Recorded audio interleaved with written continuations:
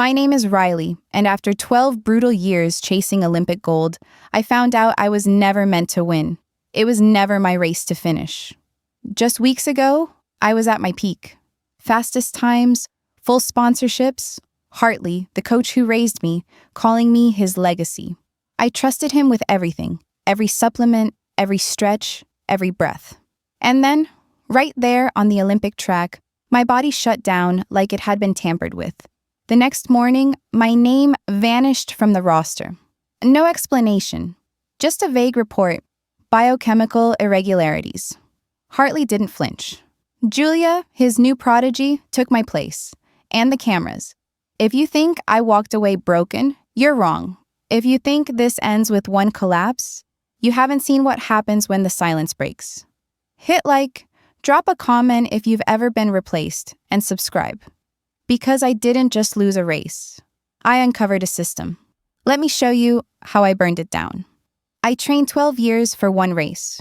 12 years of sunrise runs, blistered feet, icy baths, and a diet so strict it bled joy from every meal.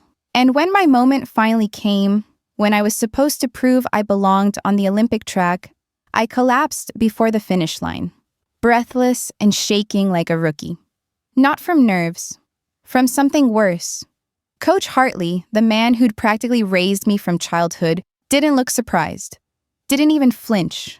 He just stood at the edge of the track with his arms folded across that signature windbreaker and said, "It happens. Not everyone's built for pressure." That was all. No support, no questions. Just that smug, dismissive shrug I'd seen him give athletes he didn't believe in. Only this time, it was aimed at me.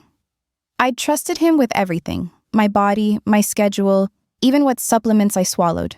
He controlled every calorie, every stretch, every minute of sleep. And now, as I sat in the locker room with my heart pounding like it had been poisoned, I couldn't understand how my body had betrayed me so badly. I'd never felt that weak before, that slow, that sick. Julia Novak, on the other hand, looked like she'd been carved from titanium. Her times were supernatural, her stride perfect. She was Coach Hartley's new star, and she hadn't beaten me in years, until now. 3 days later, I got the email. I wasn't just cut from the Olympic roster, I was flagged. Biochemical irregularities, it said. Vague, no explanation, no appeal, just erasure. That's when I knew I wasn't the failure, I was the sacrifice. He used me. Built me up to shine on paper, to draw sponsors, to feed the illusion of integrity. Then, when it was time to cash in, he handed the spotlight to someone easier to control, easier to dope, easier to own. They wanted me gone, silenced, forgotten. But I wasn't finished. Not even close. I asked to see my drug test results. Was told they were sealed. Standard protocol, they said. When I pushed back, requested an independent review of the supplements Coach Hartley had given me. They didn't even pretend to care. The Federation's liaison pulled me aside and said my questions were undermining team integrity. That was the word they used, undermining, as if asking for the truth was the real offense. The next day, Julia appeared on a morning news segment. Full makeup, national jacket zipped to perfection, flanked by Hartley himself. She smiled into the camera and said, "Coach knows how to spot real talent. He always has." I watched her from my apartment couch, my body still aching from the race I wasn't allowed to redo, while she basked in the glow of what should have been mine. When I returned to the training center, my key card didn't work. They disabled it without warning. No message, no call, just silence. The security guard shrugged, said he was told not to let me in. My locker had been cleared out. I wasn't benched, I was erased. Other athletes, girls I'd mentored, stopped meeting my eye. No one spoke to me unless forced. And when they did, it was short, measured, like I might infect them with whatever failure they believed I carried. Online, whispers turned into wildfire. Forums buzzed with theories. Riley choked under pressure. She's lashing out because she's jealous of Julia. Mental breakdown, probably. Not one person, not one, asked me what really happened. Then my sponsorship started disappearing, quietly, like lights flickering off down a long hallway. I got an email from my biggest brand partner. One sentence, no signature. At this time, we will not be renewing your contract. And then came the call. A journalist, smug and rehearsed, asked if I was accusing Coach Hartley because I couldn't handle losing. Not if I had evidence. Not if I needed help. Just if it was spite. They took my Olympic dream. They stripped my name from rosters, deleted my presence from the place I built myself in. They took my dignity, my voice, my future. But they forgot something. They left me with memory, and I remembered everything. If you were me, would you give up? Or would you start digging even when the whole world tells you to stay buried? Let's keep going, because this story isn't over. In fact, this is where it sharpens. It started with a message. No sender name. Just a number I didn't recognize and a single line, "You're not crazy. He did it to me too." Attached was an audio file. I hesitated before pressing play, hands trembling like I was holding something radioactive. Then I heard his voice, Hartley's. Calm, smug, clinical. I'd rather pump Julia with EPO than let that girl represent me. I build winners, not rebels. My heart didn't break. It sharpened. Every tear I'd cried turned to heat behind my eyes. Every sleepless night, every question I'd asked myself, was I not enough? Did I just fail when it mattered most? No, I was right. He sabotaged me because I didn't bow. The message was from Chloe Ramirez. I remembered her. Talented, fast, then gone. The official line had been hormonal injury. Internal imbalance, they said. Just like they said about me. That night, I pulled every file I could find. Training logs, medical reports, supplement regimens. Hartley's entire system was closed loop. Every supplier, every test, every diagnosis approved by him. He'd built a pipeline so tight no one got in or out without his say-so. I wasn't just a victim. I was a case study in control. I called Katrina Wu. She'd once been forced off air for reporting a doping scandal that never made it past the editors. I didn't expect her to answer. She picked up on the first ring. "If you've got real proof," she said, "I'll blow the roof off Geneva." So I started collecting. A hidden log of altered dosages for international athletes. Emails from Hartley to a private lab requesting test schedules be moved. "Need to shift dates to align with injection windows," one said. Names I recognized, countries I didn't, but all tied to the same medical distributor Hartley insisted we use. I wasn't afraid anymore. I was methodical. I moved like someone with nothing left to lose and everything to expose. They thought they broke me, called me weak, unstable, forgotten. They were wrong. I wasn't broken. I was razor sharp. And they handed me the blade. You think exposing the truth is enough? What if the truth is just the first blow? Don't blink, because the next move I made sent shockwaves through every layer of the game. We compiled everything, every audio file, every manipulated test result, every lab instruction signed by Hartley's hand. I organized the evidence like a battle plan, while Katrina polished every citation until it gleamed like a legal blade. We didn't go to the Federation. We didn't waste time with national committees already buried in silence and shame. We sent the full package to WADA and the ICIJ, two global giants with no allegiance to medals or medals men. The silence after we hit send was thick, electric, like the split second before a lightning strike. Within days, they confirmed it. Hartley wasn't just a bad actor. He was the architect of a multinational doping ring masquerading as a sports nutrition consultancy. 5 countries, dozens of athletes, all funneled through the same network of labs and supplement providers. The same brands he pushed on us, the same suppliers whose invoices I remembered signing off on without question. My entire training history had been a smokescreen. Katrina handled the media channels. We selected 3 major networks with a record of airing explosive exposés. We gave them just enough to validate the storm that was coming, and I made one condition: silence until 48 hours before the Olympic opening ceremony. No leaks, No hints? Just a clean detonation. That's when Julia emailed me. The subject line was blank. The message, "Stop this. You know I was just following protocol. If you take him down, you take me with him." She added a line I hadn't expected. "I didn't ask for this. I just didn't say no." I stared at the screen for a long time before replying. Good, because this isn't about you anymore. It's bigger than him, and it's bigger than me. This isn't personal, it's structural. And I'm pulling it down, brick by brick. Let her panic. Let him sweat. I wasn't throwing punches to win anymore. I was carving out the rot from the core, and I wasn't stopping until every name in that network fell with him. Get ready, because what comes next is the moment every villain fears. And trust me, you're going to want to see how the mighty fall when the lights are brightest. 48 hours before the Olympic flame was lit, the story broke like thunder in a glass house. Every major network, every ticker, every screen, red banners flashing across continents. CNN ran the headline in bold, near blood red. Renowned coach behind global doping syndicate, exclusive leak. It was everywhere. His name, his methods, his empire, torn wide open. Athletes were pulled from rosters mid-warm-up. Officials scrambled, issuing statements they couldn't back with clean records. Julia Novak's name disappeared from the Olympic database like a ghost fall.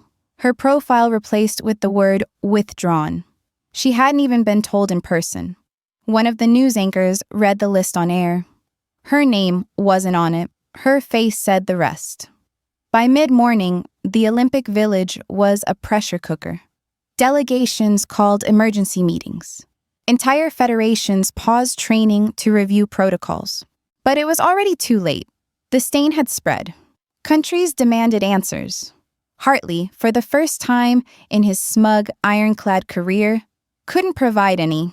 He was scheduled to speak that afternoon, to address the rumors, as his PR rep framed it. A staged appearance, a tight script, another chance to twist the narrative. But he never made it to the podium. News cameras were already stationed outside when the black SUV pulled up to the venue. Hartley stepped out in full coach regalia. Tracksuit zipped, stopwatch still around his neck like some last gasp of authority. And then came the click of doors. Not from press, from law enforcement. 3 plainclothes investigators closed in. He tried to smile, said something to one of them, probably some version of, "Do you know who I am?" They didn't care. In front of a dozen flashing lenses, he was placed into the back seat of a government vehicle, face drained of color, lips twitching like he wanted to speak, but no longer knew the lines. One mic caught his voice as the door shut. "I only did what every country's doing. I just did it better." That was it. That was his defense. And just like that, his kingdom built on synthetic hormones and silence crumbled without a single column left standing. He didn't get to say another word. He went silent. You might think justice is loud, but sometimes the most devastating strike is the quiet one, calculated, precise, and impossible to ignore. Stay with me. This is where it stings. I didn't sit down for interviews. I didn't wear a microphone or pose beside any anchor desk with a rehearsed smile. I wasn't interested in becoming the face of a scandal. That was never the point. I let Katrina handle the stage. She uploaded everything, every signed document, every leaked video, every blurred screenshot of injections logged under Hartley's name. She didn't add a single adjective, just facts, dates, receipts, the kind that speak louder than any headline. And underneath that post, buried between millions of outraged comments and stunned emojis, I left one line. No name, no face. Just a message from a ghost they thought they'd erased. The track remembers, and now the world does too. Within an hour, it trended globally. WADA released an official statement confirming their investigation was expanding to 11 countries. 11. What Hartley started as a closed circuit of control had rippled across borders, federations, and podiums. This wasn't just his fall, it was an avalanche. Some begged me to come forward, to claim my victory, to step into the light and finally show the world my face. But I didn't need a medal to validate the truth. I'd already crossed my finish line the moment he was cuffed. What mattered wasn't my name, it was that his would never again be spoken without shame. I watched the closing ceremony from home. No cheering crowd, no podium lights. Just me, the television, and the sound of fireworks echoing like ghosts of dreams past. And somewhere, in a cell with no mirrors and no microphones, Rick Hartley was watching too. Not as a coach, not as a kingmaker, but as a man unmade. He once handpicked who crossed the finish line. Now, he's watching it from behind bars. So what happens when the fight is over? When the headlines fade and the world moves on? Don't go anywhere yet, because healing is the most powerful chapter of all. I never returned to competition. Not because I couldn't, but because I no longer needed to. Somewhere along the way, the finish line stopped being a line at all. It became something bigger, something cleaner, something real. In the months after the Exposé, while the world roared with scandals and investigations and interviews I never gave, I slipped back into silence. Not the kind Hartley once forced me into, but the kind I chose. The kind where healing lives. My body still woke at 5. My legs still itched for the track. But instead of chasing medals, I began chasing meaning. That's when I started the program, Athletes Without Needles. It wasn't big. No big sponsors, no glossy commercials, just a page online, a few borrowed mats, a mission. We offered guidance, coaching, and most of all, a place to start over for young athletes who'd been blacklisted, banned, or simply brave enough to say no. The ones who were called weak for refusing injections. The ones who were told, "You'll never win clean." It was late one night when I saw the video. The email subject was a single word, run. I almost deleted it, spam I assumed, but something told me to open it. And there she was. A 15-year-old girl named Maya, running barefoot in a cracked, sun-bleached field that looked more like a cow pasture than a training track. The camera was shaky, but her stride was perfect. Raw, uncoached, but determined. At the end of the clip, she looked into the lens and said, "Not breathless, not begging, just steady. I read your story, I want to run clean." I watched it 3 times, then I hit reply. We started weekly online sessions, Zoom calls, held between school and sundown. Sometimes her Wi-Fi cut out mid-sprint, and I'd have to wait for her to reconnect from a neighbor's roof. But she never missed a day. She asked more questions than any athlete I'd ever trained with. About form, about breath, about ethics. One evening, she held up her notebook and pointed to a quote she had copied in bold at the top of the page. "I want to win like you did, without stepping on anyone." I stared at the screen for a long time, my throat tight with something I couldn't name, because no one had ever called what I did a win. Not out loud. Not even me. But in that moment, through a grainy webcam, I understood. She wasn't talking about medals. She was talking about not being afraid. About choosing the long road. The honest road. Even if it meant running alone. My days now are quieter. There's a teapot on the stove that whistles like a starter pistol. There are mornings I sit on the porch with a journal and just let the light spill across the pages. I teach a few more kids now, some in person, some by phone, a few by letters because they're in places where even Wi-Fi is a luxury. I planted a garden last spring. Nothing fancy. Just herbs, tomatoes, the kind of things that remind you something good still grows from dirt. I find joy in the slowness, in meals cooked without timers, in conversations that don't have to win. Sometimes I'm recognized. At the grocery store, at the post office, people whisper. One woman even cried. I never know what to say, because how do you explain to a stranger that your proudest victory was losing everything, then choosing not to lose yourself? I kept one thing from that old life. A photos. Me, 15 years old, at my first national race. Hartley's hand on my shoulder, pride in his eyes, venom in his voice, just out of frame. I don't look at it to remember the pain. I look at it to remember who I was before the noise, before the lies. The girl who ran because she loved the wind in her lungs, who ran towards something, not away. Now, I keep Maya's photo beside it. 2 girls, 2 finish lines, 2 truths. I didn't win a medal, but I won something better. A finish line that couldn't be rigged.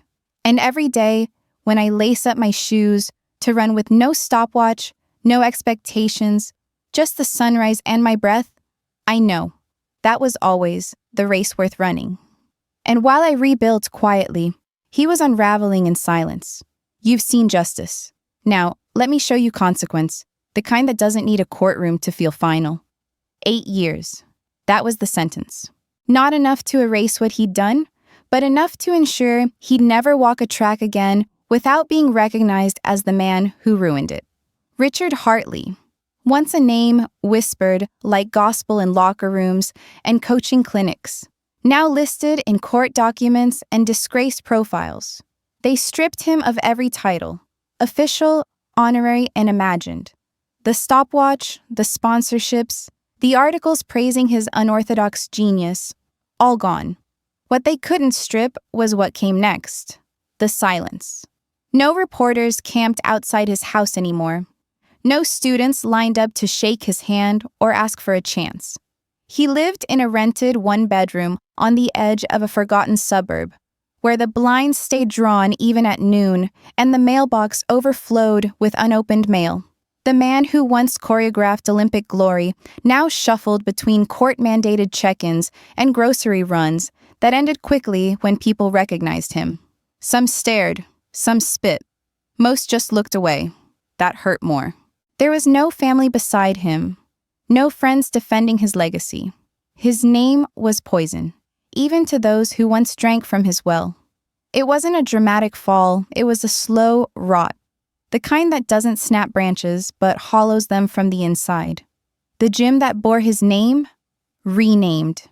The articles that once called him the mind behind gold, taken offline or updated with disclaimers. Even the Wikipedia page was locked, labeled as a subject of public controversy. One evening, Katrina sent me a forwarded message. It was from Julia. It read, "I don't know who I am without him, but I know who you are now. Sorry it took the world ending to see it." I read it 3 times before closing the laptop. No anger, just a long breath. Julia had vanished from the sport. No press tour, no redemption arc, just a quiet exit, like an actress leaving the stage before the final act. The last photo of her was in street clothes, stepping out of an airport alone. As for the others, the athletes Hartley pushed forward with syringes and falsified stats. Their medals were revoked, not quietly. Headlines called it the Great Rollback. They cried on national TV. Some blamed Hartley. Some blamed the system. A few blamed me. But it didn't matter. The damage was done, not by my hand, but by his blueprint. They used to call it the Hartley era, a golden age of dominance, consistency, and victory. Now, professors called it a case study, how ego corrupts performance. Entire chapters dedicated to how one man's need to control everything turned legacy into ashes. Universities pulled his guest lectures. TED Talks vanished. Coaches who once boasted his methods now pretended they'd never met him. He spent most days indoors, no visitors. His social media turned into a digital graveyard. No new posts, no birthday wishes, just silent echoes of a name now too heavy to speak. He once broadcast confidence with every step. Now, even in public, he walked like a man waiting to be hit. I didn't need to confront him.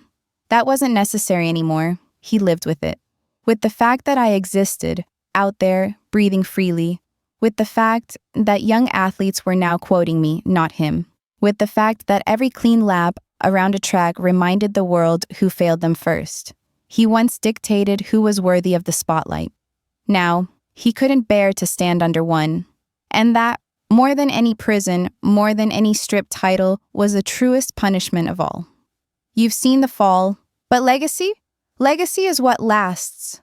Stick with me just a moment longer, because this ending isn't just mine. It belongs to every voice that was silenced. Under the quiet hum of morning, I sat at my desk, signing off the final proofs of my book. The title sat bold at the top of the cover, Races They Tried to Fix. It wasn't just a story. It was a reckoning in ink. Every page was built from silence broken, from testimonies once buried under shame, from the names of athletes whose dreams were rewritten without their consent. I didn't write it for fame. I wrote it for the girl I used to be, the one who kept training even when the stopwatch was rigged. And I wrote it for the ones still out there, trying to outrun ghosts they didn't even know had names. All royalties were set to go straight to the victims of doping abuse. I made that decision without hesitation. I didn't want my name shining on a marquee. I wanted it etched quietly into the restoration of someone else's dignity. When the publisher asked about a book tour, I declined. No podiums, no lights. I'd had enough of arenas that demanded applause. A week after the launch, I received a letter in the mail, no return address, the handwriting looping and uncertain. I opened it carefully, like something sacred. Because of you, my daughter said no to her coach, and walked out with her spine straight.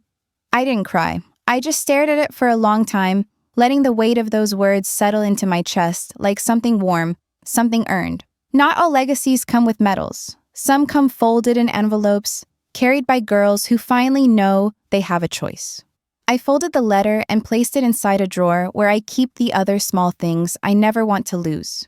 My first track ribbon, a photo of my mother in the stands, a note Chloe once left me after we testified. I poured myself a cup of tea, breathing in the scent of peppermint and peace. Then I walked out to the back porch and sat in the wooden chair facing the track I built behind my house. It wasn't professional, just a simple dirt loop where I sometimes ran barefoot, no timers, no crowd. Just me and the wind, and the memory of what it meant to love movement for its own sake. Maya's latest video had come in the night before. She was training on the same dusty patch of ground, legs pumping with purpose, her eyes clear. In her last message, she'd said, "I want to win like you did, without stepping on anyone." I hadn't responded yet, but I would. I just needed a moment to feel what it meant, that something I started from the lowest place had found its way into another girl's lungs, her bones, her hope.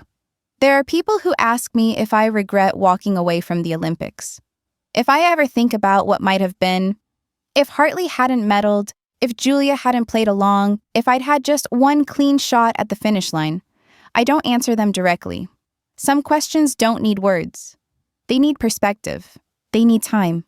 They need the view from here, this quiet moment with the tea cooling in my hand and the sun rising over the track.